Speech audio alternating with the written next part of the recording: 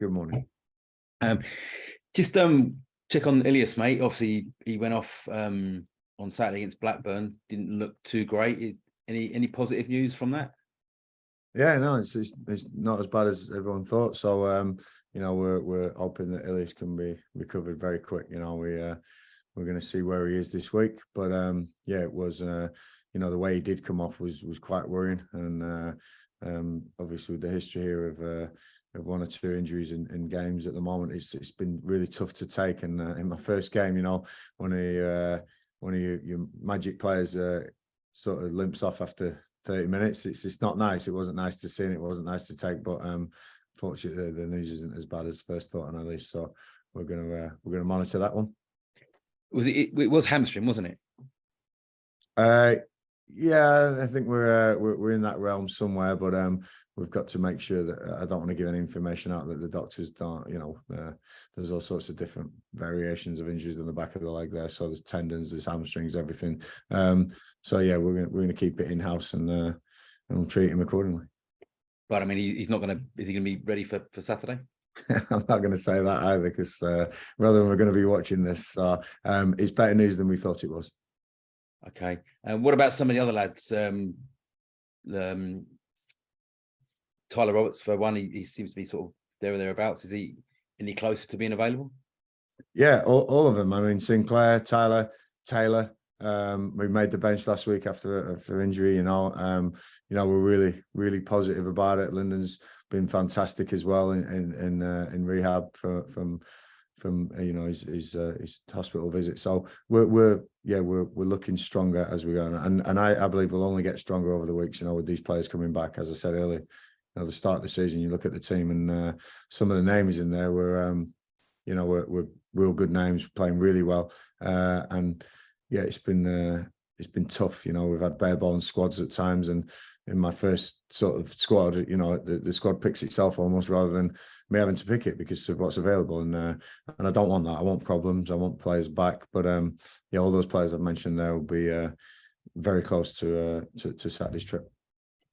Okay. I mean, Ethan Laird as well. I guess he's in a similar boat. Is he back training? Yeah, Ethan. I've been talking to Ethan as well. Yeah, so he's close as well. Yeah, honestly, I'm not just saying this to be sort of stupid. I think that they're all pretty close. I've come in at a good time. The one or two will miss out this weekend without a shadow of a doubt, but I'm sure there'll be a couple of faces on that team sheet that the fans will be happy with, and I'll definitely be happy with. I think that some experienced boys, some boys who've done it and played in the Championship, I think is important at this time.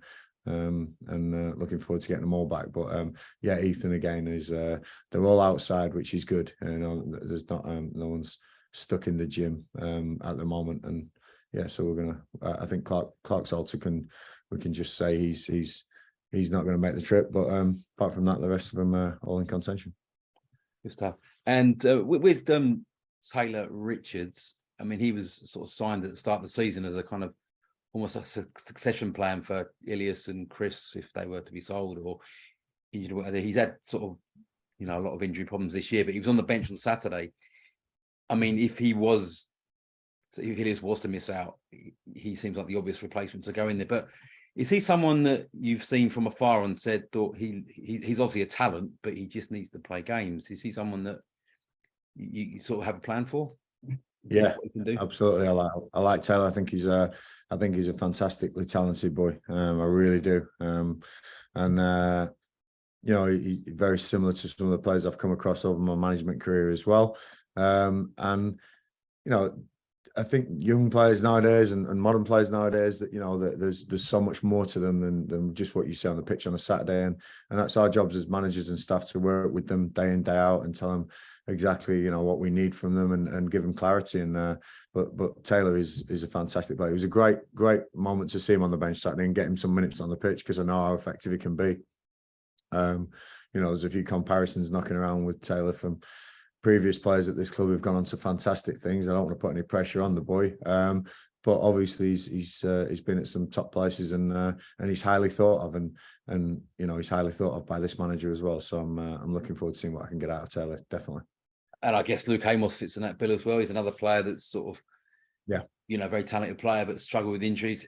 Again, he was on the bench on Saturday. That must have been nice to sort of have him potentially to call on as well. Yeah, absolutely. I mean, honestly, they only trained one day under me last week, and that was tough to sort of chuck them straight in and find out exactly what they're all about. And again, Luke fits right in that bill of young, very talented. You know, got a good career ahead of him, and getting the best out of him is going to be my job. You know, but we're hoping that the training regimes that we're putting on and the games that they're getting in the B team and the 23s, you know, we'll get them up to speed pretty quickly, because you know you can't just jump in and start games when you've been out for long.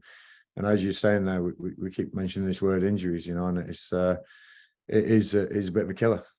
So going to make sure that we get the boys fit, and what's important is they stay fit, they don't reoccur, because I've been there, I know it as a player. That's the worst thing that can happen to you, reoccurrence of an injury. So on the mental side of things, that's just a killer. So we'll be looking after them, and people may go frustrated, going, "Why isn't he playing? Why isn't he getting more minutes?" There's always a plan, and there's always a plan for what we are, and I want to make sure that in these 12 games left, we're strong as we can be in every one of them. Okay, defensively, I mean, you're letting a lot that not just last week, but prior to your arrival, the team's conceding a lot of goals. I mean, Jimmy and Rob, they're both good championship players, proven at this level, but their best days perhaps have been playing in a back three.